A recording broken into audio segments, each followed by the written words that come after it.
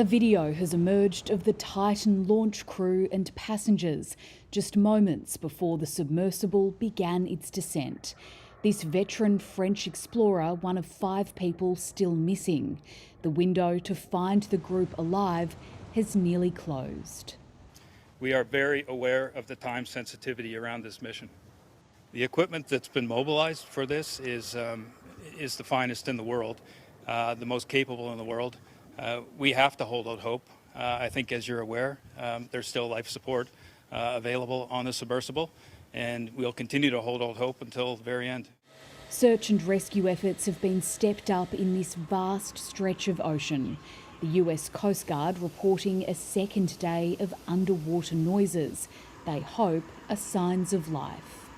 I can't tell you what the noises are, but what I can tell you is, and I think this is the most important point, we're searching where the noises are, and that's all we can do at this point. Unmanned underwater vehicles have been deployed, and a French submersible robot is also on the way. Dubbed the Victor 6000, it's capable of diving even deeper than the Titanic wreck, where the explorers may be stuck. These vehicles have cameras, they have other sensors on them, so that's the only way you're going to be able to have eyes live on the seafloor. But the most urgent challenge facing both the crew and rescuers is the vessel's dwindling air supply. An OceanGate advisor has said the sub was equipped with oxygen until tonight, which is 96 hours since it left the surface.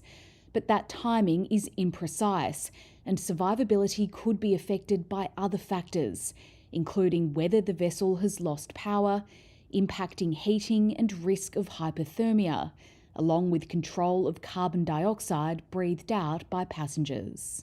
It's now become a race against the clock more than ever. So you have people in there breathing hard because they're stressed. So they're going to use up oxygen faster than you might expect.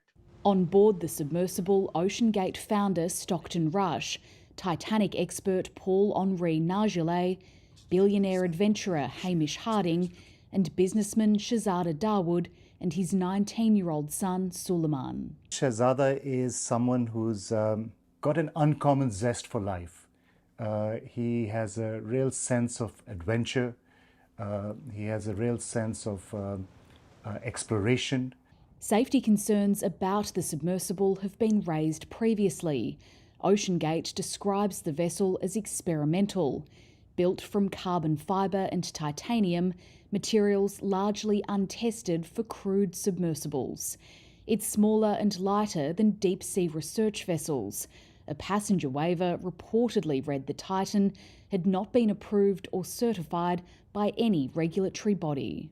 There are only 10 vehicles in the whole world that can go 4,000 meters or deeper, and all of them are certified except the Titan. And is there room for experimental? Yes. To take people down?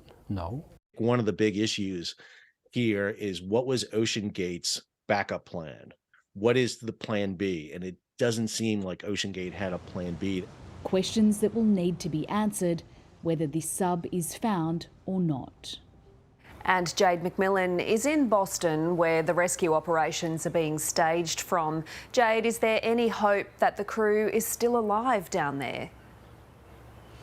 Well, Jess, the Coast Guard here insists that it is still hopeful that this 96-hour window in terms of the sub's oxygen is just an estimate, and that they are still very much treating this as a search and rescue mission. But even if the sub is found, there are enormous challenges ahead. If it's located on the surface, then authorities will be trying to open it from the outside. The people on board are bolted in, and so they wouldn't be able to get out by themselves.